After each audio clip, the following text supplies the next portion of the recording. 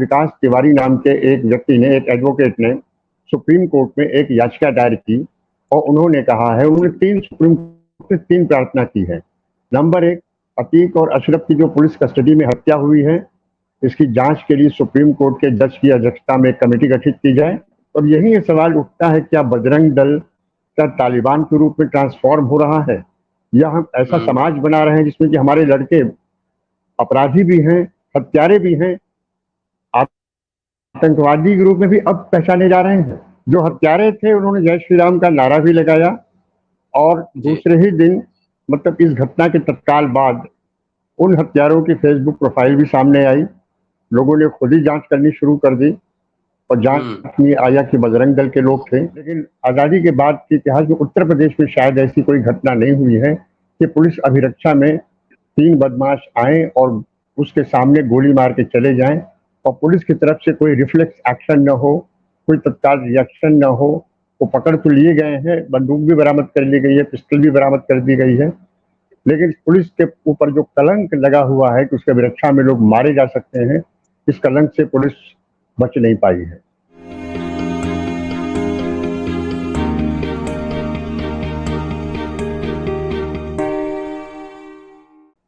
अतीक अहमद हत्याकांड विशेष। दोस्तों, रतनलाल बोल रहा हूं और आप देख रहे हैं अम्बेडकरनामा। उत्तर प्रदेश, इलाहाबाद, अतीक अहमद का मामला पूरे दुनिया में गरमाया हुआ है। हर जगह इस पर पक्ष विपक्ष में दलीलें दी जा रही। एक हफ्ते के अंदर पहले बेटा का एनकाउंटर, फिर अतीक अहमद और उसके भाई की हत्या, और वो भी जब पुलिस कस्टडी में, पुलिस वाले साथ मेडिकल कराने के लिए ले जा रहे थे तब। क्या है इसके सियासी मायने? क्या बगैर पॉलिटिकल संरक्षण के, राजनीतिक संरक्षण के इस तरह की वारदात हो सकती है? क्या पुलिस प्रशासन की ओर से चूक हुई? दोनों भाई एक ही हथकड़ी में, एक ही रस्सी में बंधे हुए। पहले बिहार को लोग जंगल राज कहते थे। क्या उत्तर प्रदेश में कानून का राज है या किसी तरह की संवैधानिक संकट दिख रही? उत्तर प्रदेश के मुख्यमंत्री पद पे रहते हुए कई बार ऐसी भाषा बोलते हैं जो थोड़ा सा अटपटा लगता है, संविधान के दायरे में ठीक नहीं लगता है, और इस पे कई तरह के सवाल लगातार उठाए जाते रहे हैं। आज बारीकी से अतीक अहमद हत्याकांड कि क्या है बारीकियां, राजनीतिक बात क्या है उसमें, कैसे राजनीति से देखा जा सकता है उसको, न्यायिक दृष्टिकोण क्या है, प्रशासनिक दृष्टिकोण क्या है, और पब्लिक रिएक्शन के क्या मायने हैं, तमाम पहलुओं पर चर्चा करने वाला हूं। और हमारे साथ खास मेहमान है, आप पहले सुन चुके हैं, विजय शंकर सिंह साहब हैं, पूर्व आईपीएस ऑफिसर हैं। सर नमस्कार। पूर्व आईपीएस ऑफिसर है, बेबाक लिखने और बोलने की वजह से जानते हैं, सोशल मीडिया पर काफी एक्टिव रहते हैं और अपनी टिप्पणी जरूर देते हैं बगैर डरे, बगैर झुके हुए।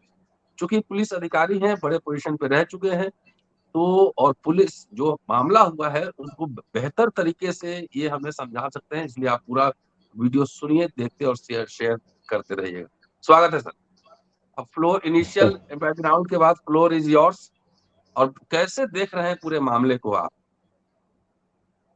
जिस तरह से अतीक अहमद और उनके भाई अशरफ अहमद की पुलिस कस्टडी में हत्या हुई है, यह इस बात को दरकिनार कर दिया जाए कि अतीक और अरशद दोनों दुर्दांत अपराधी थे और सजायाफ्ता भी थे। उन दोनों के खिलाफ मुकदमे हैं, गंभीर मुकदमे हैं, और लंबे माफियागिरी का इतिहास रहा है। इलाहाबाद में ये दोनों कुख्यात बंधु जमीन कब्जा करने वाले मामलों में भी रहे हैं। यह तो इनका इतिहास है जिससे सभी लोग परिचित हैं।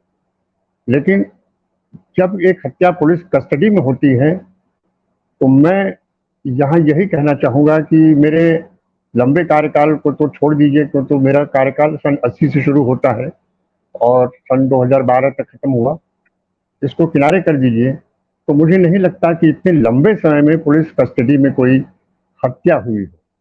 यूपी में थाने में हत्या का एक उदाहरण जरूर मिलता है। एक संतोष शुक्ला भारतीय जनता पार्टी के नेता थे जिनकी हत्या 99 या 2000 में या 2001 में, मुझे एग्जैक्ट सन याद नहीं है, कानपुर में शिवली थाने में वो किसी काम से गए हुए थे, वहीं उनके दुश्मनों ने उनकी हत्या कर दी। लेकिन वो पुलिस कस्टडी में नहीं थे, न पुलिस सुरक्षा में थे, न पुलिस अभिरक्षा में थे। लेकिन अतीक और अरशद की जो हत्या हुई है वो पुलिस अभिरक्षा में हुई है, और ये इसलिए भी ज़्यादा पुलिस के लिए चुनौतीपूर्ण है और शर्मनाक है कि पुलिस ने जिसको अदालत से अपनी अभिरक्षा में मांगा है कि हम इससे पूछताछ करेंगे, तो पुलिस कस्टडी का नियम ये होता है कि अदालत पुलिस के पूछताछ पर यकीन करके कि भाई इनसे कुछ सबूत उन्हें चाहिए, विवेचना में इनकी मदद चाहिए, इसलिए वो उसको अभिरक्षा में देते हैं कि आप इन्हें ले जाइए और अभिरक्षा की अवधि समाप्त होने के बाद जैसे मैं दे रहा हूं वैसे ही आप मुझे इनको वापस करिए। मतलब आप इनको कोई टॉर्चर नहीं करिएगा, मारपीट नहीं करिएगा, ऐसा कुछ नहीं करिएगा। साइंटिफिक तरीके से जो पूछताछ करनी हो पूछताछ करिएगा, जो रिकवरी करनी हो रिकवरी करिएगा, लेकिन इन्हें सुरक्षित रखिएगा, स्वस्थ रखिएगा, और जैसे मैं दे रहा हूं वैसे ही आप ले आइएगा।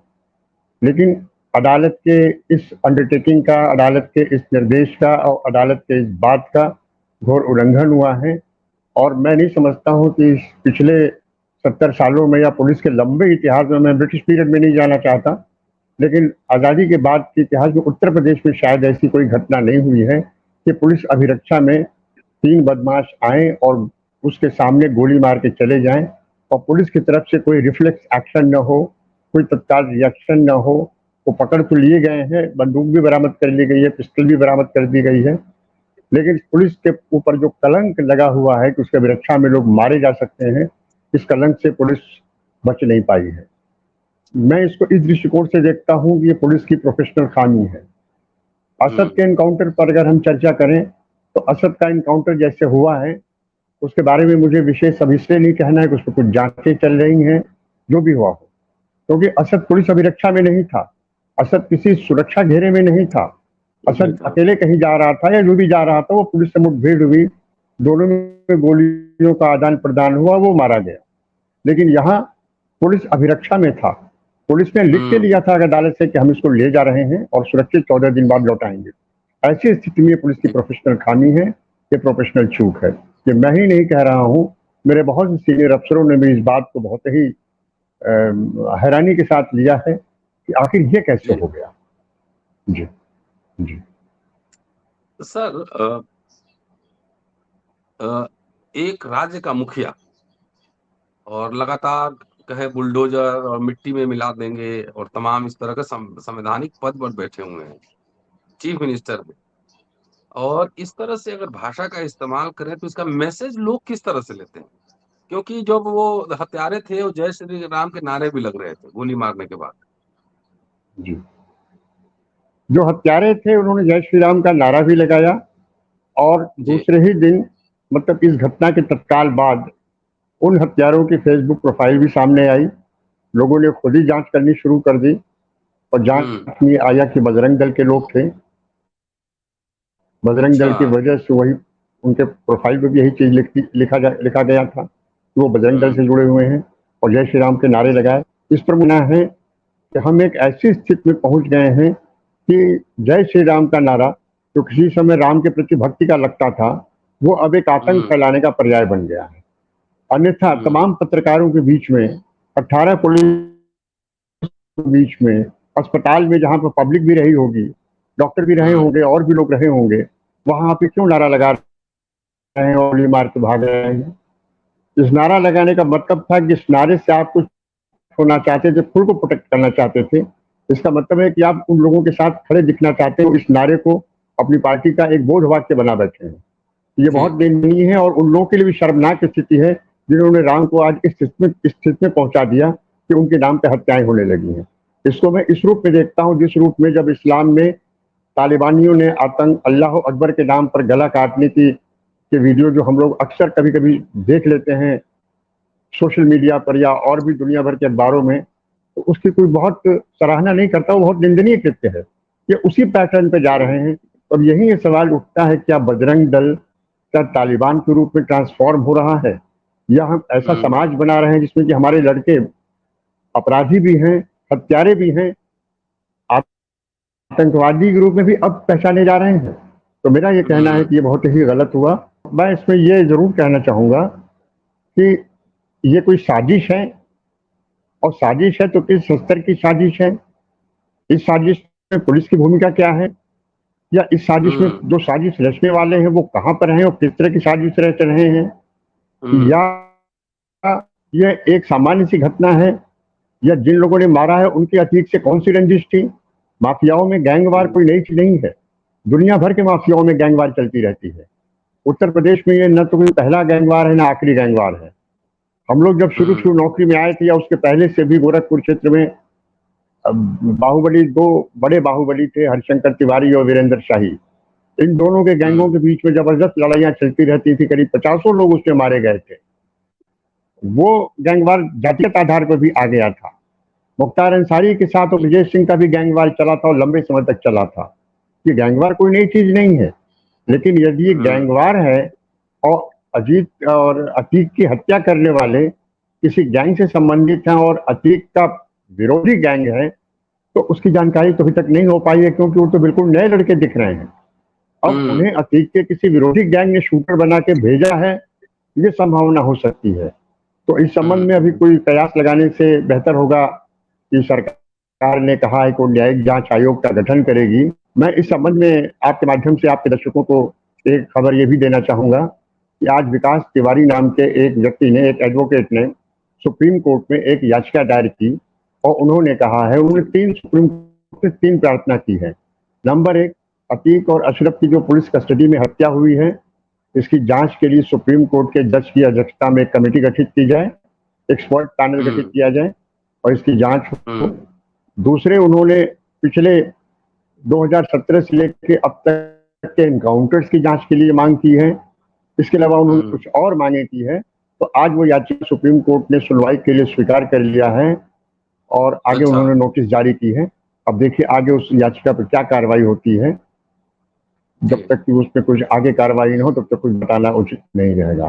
तो बेसिक तौर पर जो पुलिस कस्टडी इन रिमांड है, इसके अंतर्गत अगर हत्या हुई है, ये पुलिस के लिए बहुत बड़ी चुनौती है और शर्मनाक तो है ही।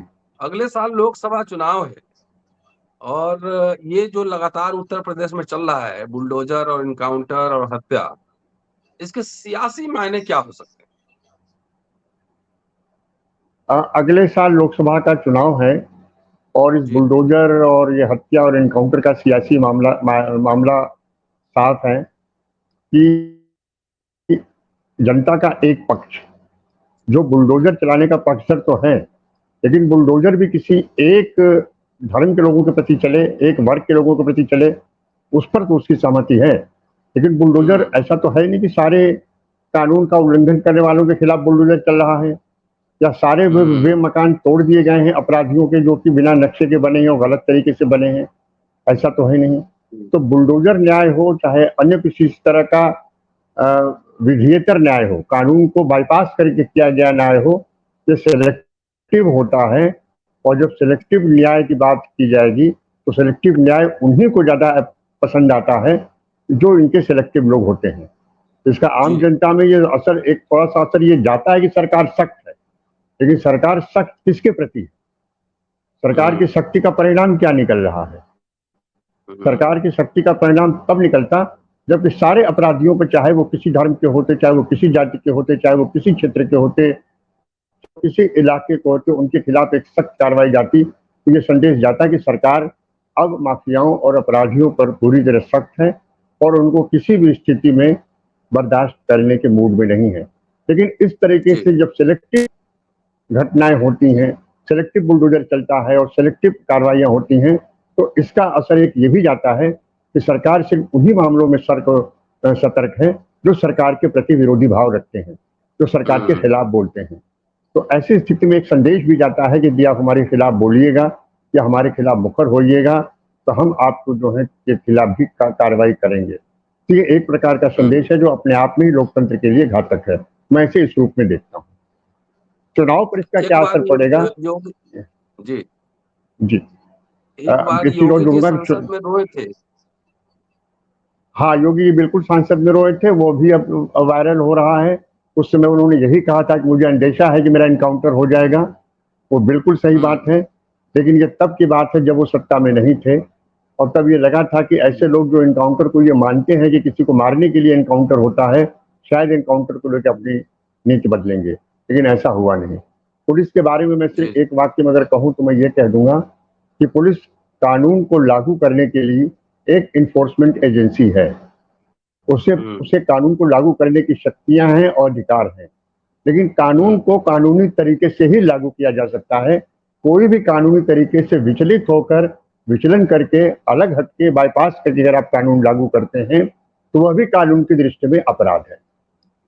जी जी तो सर एक बात जो टेक्निकल बात मैं समझने की कोशिश कर रहा हूँ कि अदालत से जो अतीक अहमद को लाया गया था वादा करके कि ऐसे ही हम लौटाएंगे, लेकिन वो वादा खिलाफी हो गया, ऐसा हुआ नहीं। अब इसमें अदालत कई लोग सस्पेंड हो चुके हैं, 17 लोग सुना है सस्पेंड हो चुके हैं, तो इसमें हाँ, 17 अदालत अब लोग क्या करेगी? सस्पेंशन के बारे में मैं एक जानकारी और भी दे दूं कि जी 1991 में यूपी के डीजीपी प्रकाश सिंह साहब यूपी के डीजी थे। प्रकाश सिंह यूपी पुलिस के बड़े प्रतिष्ठित और अधिकारी रहे हैं। उन्होंने डेथ इन पुलिस कस्टडी पे, उस समय डेथ इन पुलिस कस्टडी की दो ही संभावनाएं होती थी।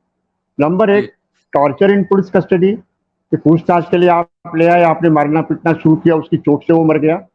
दूसरा, सुसाइड इन पुलिस कस्टडी, कि उसने आत्महत्या कर दिया, जहर खा लिया या किसी और तरीके से वो हवालात में ही मर गया। पहले इस तरह की दो ही चीजें थी। ये नई चीज 2 दिन पहले देखने को मिली कि पुलिस कस्टडी में हत्या भी हो सकती है। ये कोई सोचता नहीं था कि थाने में मुलजिम पड़ा, कौन आगे गोली मारेगा।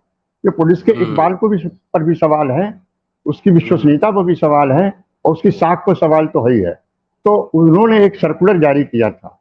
उस सर्कुलर में 3 उनके आदेश स्पष्ट थे कि नंबर 1, यदि कोई पुलिस कस्टडी में डेथ होगी तो जो भी कस्टोडियन उसका होगा, जिस भी थाने में डेथ होगी, थाना इंचार्ज से लेके और जो लोग भी संबंधित होंगे वे सभी निलंबित होंगे। नंबर 2, उनके खिलाफ हत्या का मुकदमा कायम होगा। नंबर 3, उस मुकदमे की तफ्तीश जिला पुलिस नहीं करेगी, सीआईडी करेगी। ये स्टैंडिंग ऑर्डर है। तो मैं समझता हूं इसी ऑर्डर के तहत उन 17 लोगों को सस्पेंड किया गया होगा। अब उनके खिलाफ मुकदमा कायम होता है कि नहीं होता है, या विभागीय कार्रवाई होती है, या ये इशू न्यायिक जांच आयोग के निष्कर्षों तक स्थगित किया जाता है, अब ये तो आगे की बात है। फिलहाल निलंबित होने की खबर आ रही है और निलंबित किया ही गया होगा, क्योंकि उसके अलावा और कोई चारा नहीं। जी तो वो जैसा कि मैंने पहले कहा कि न्यायालय के ऑर्डर के वादा खिलाफी एक तरह से हुई ना, कि आपने सुरक्षित नहीं सौंपा, तो इसमें न्यायालय अब क्या पोजीशन लेगी, कोर्ट? अब न्यायालय क्या पोजीशन लेगा, अब ये लोग बताएंगे किस परिस्थिति में क्या हुई, और वो यही कहेंगे कि सही की ऐसी घटना हो चुकी है और सरकार ने सस्पेंड कर दिया है, इसकी न्यायिक जांच चल रही है, और न्यायालय इसमें क्या कर पाएगा। न्यायालय को जो करना था वो कर चुके हैं। न्यायालय भी यही कहेगा ठीक है, न्यायिक जांच चली, अधिक ये कर सकता है कि साहब इनके खिलाफ आप कार्रवाई करिए और कार्रवाई करके हमको अपनी रिपोर्ट दीजिए।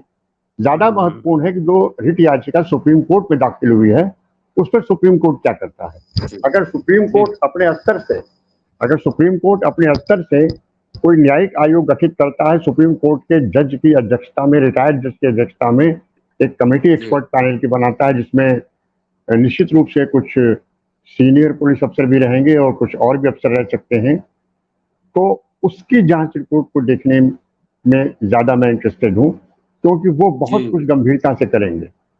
राज्य सरकार की जांच कमेटी उस पर भी उठी थी जब वो विकास दुबे का एनकाउंटर हुआ था, लेकिन उस कमेटी ने भी उस जांच में कुछ बहुत कुछ महत्वपूर्ण चीजें नहीं पाई, उस अपराध का होना नहीं पाया।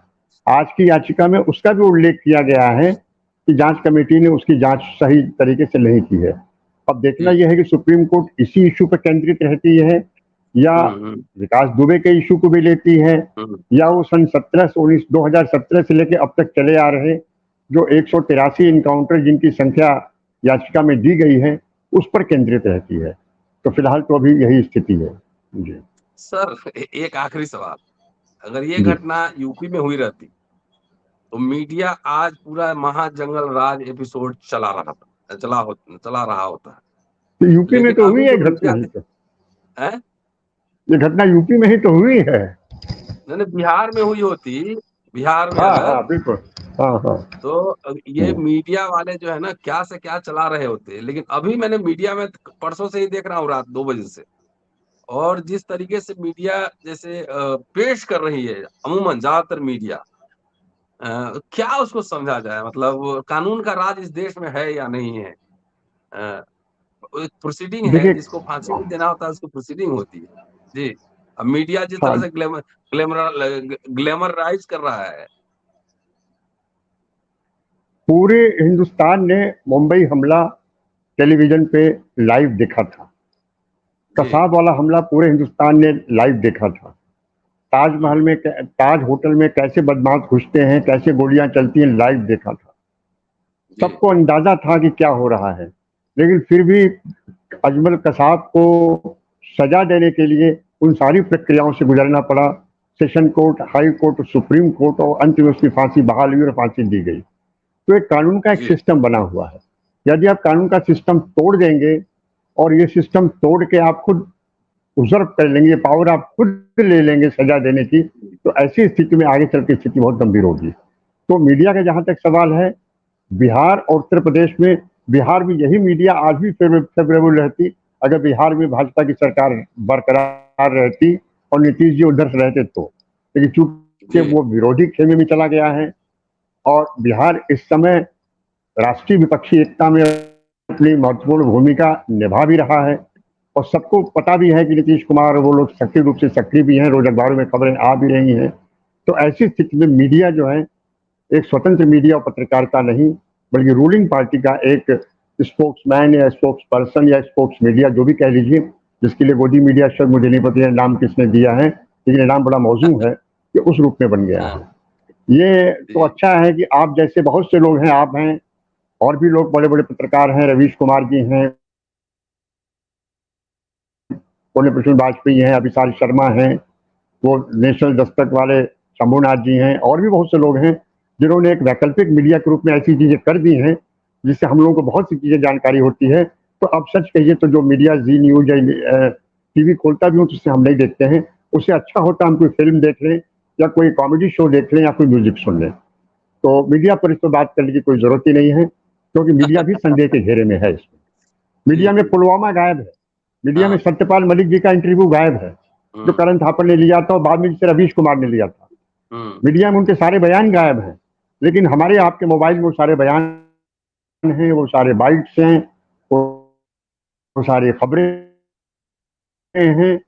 हम रात में भी देख लेते हैं। ऐसी स्थिति में जो वर्तमान मीडिया है उसके बारे में कुछ कहना बेकार है। मेरा ये भी कहना है कि पिछले 10 साल से, अगर आप एक, मैं चैनल का नाम लेता हूँ, 10 साल से अगर मैं एक चैनल का नाम लेता हूँ, मैं नाम लेके बताता हूँ, जैसे न्यूज 18 है, आप उसमें हुँ। अमीश देवगन है, बड़े हुँ। पत्रकार है, मैं उनको जानता नहीं हूँ, लेकिन अमीश देवगन के आप 10 साल में इनके सारे प्रोग्राम की अगर ऑडिटिंग कीजिए तो इनका सारा प्रोग्राम सिर्फ और सिर्फ हिंदू मुस्लिम विवाद पर जुड़ा हुआ जी। है। जैसे लगता है कि इस दुनिया में और हिंदुस्तान में और इससे कुछ बड़ी कोई समस्या ही नहीं है। न बेरोजगारी है, न महंगाई है, न काले धन की फंडिंग है। अडानी का तो नाम ही छोड़ दीजिए, वो तो नाम ही नहीं लेंगे, नाम नहीं। लेते ही बुखार आ जाएगा। और भी बहुत सी चीजें हुँ। हैं, तो उन सब चीजों को मुद्दा नहीं है। तो ऐसी चीजों से साफ साफ लगता है कि एक प्रकार से पक्षधारिता की मीडिया है, निष्पक्ष हुँ। मीडिया नहीं है। मेरा यही जी। कहना है कि मीडिया पर लोग बात करना जो है, बहुत कुछ नहीं, केवल हंसी मजाक के लिए मीडिया का इस्तेमाल किया जा सकता है। जी, जी, जी, जी, जी, जी। जी। शुक्रिया सर, थैंक यू। आपने बेहतरीन व्याख्या की है पूरे घटनाक्रम की। और सुप्रीम कोर्ट में मामला है दोस्तों, सुप्रीम कोर्ट ने स्वीकार कर लिया, एक्सेप्ट कर लिया है, पिटीशन सुनेंगे और इस पे जो लेटेस्ट जो आएगा, जो अपडेट होगा, आपसे ज़रूर साझा करते रहेंगे। शुक्रिया सर, थैंक यू।